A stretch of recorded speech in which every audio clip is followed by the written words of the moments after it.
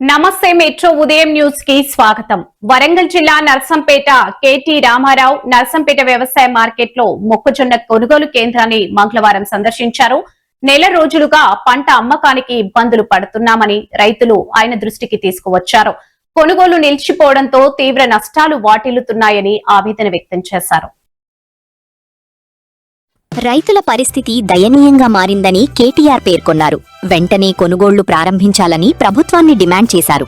ఈ కార్యక్రమంలో BRS senior నాయకులు స్పీకర్ మధుసూదనాచారి, దయాకర్ రావు, పెద్ది సుదర్శన్ రెడ్డి, మాలోత్ కవిత పాల్గొన్నారు.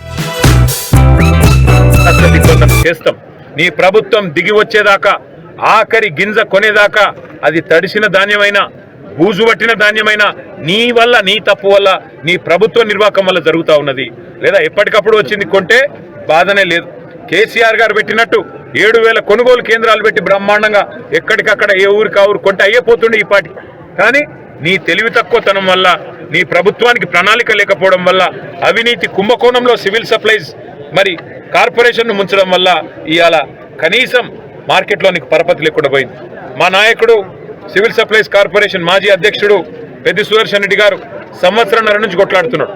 ఈ కుంభకోణంలో రాష్ట్రంలో ఉన్న ముఖ్యమంత్రి, సివిల్ సప్లైస్ మంత్రి వీళ్ళిద్దరి మీద విచారణ చేయాలని చెప్పి ఈడీ, సిబిఐ దాకా పోయింది. మరి వాళ్ళు నేను అడుగుతా ఉన్న భారతీయ జనతా పార్టీని కూడా, పెద్ద పెద్ద మాటలు చెప్తారు కదా, ఎవడు కాపాడుతున్నాడు రేవంత్ రెడ్డిని? చేయండి సిబిఐ ఎంక్వైరీ. సివిల్ సప్లైస్ కుంభకోణం మీద వెంటనే సిబిఐ ఎంక్వైరీ చేయండి, ఈడీ ఎంక్వైరీ చేయండి. దొంగలు దొరుకుతారు. మొత్తం ఆధారాలతో సహా మేము ఇచ్చినాం మీకు. ఆఫీస్, ఈడీ ఆఫీస్కి పోయి హైదరాబాద్లో ఇదే సుదర్శన్ రెడ్డి గారు పోయి ఇచ్చినారు. మళ్ళా కావాలంటే మళ్ళీ ఇస్తాం. ఒకవేళ నిజంగానే కాంగ్రెస్ బీజేపీ బాయి బాయి కాకపోతే, కాంగ్రెస్ వాళ్ళను బీజేపీ వాళ్ళు కాపాడుతున్న మాట నిజం కాకపోతే, మీకు ఈషన్ మాత్రమైన రైతుల మీద ప్రేమ ఉంటే వెంటనే సివిల్ సప్లైస్ కుంభకోణం మీద విచారణ చేయాలని చెప్పి కూడా మేము డిమాండ్ చేస్తున్నాం.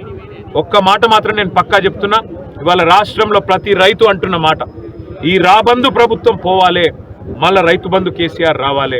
మీరు దయచేసి చేయకూడని పనులు చేసి మీ కుటుంబాలను కష్టంలో పెట్టొద్దని చెప్పి కూడా కోరుతూ, మీరు సహకరిస్తున్న మీడియాకు, రైతుల వేదను, బాధను ప్రజల దృష్టికి తీసుకొస్తున్న, ప్రభుత్వ దృష్టికి తీసుకొస్తున్న మీడియాకు కూడా ప్రత్యేకంగా నమస్కారాలు, ప్రత్యేకంగా ధన్యవాదాలు.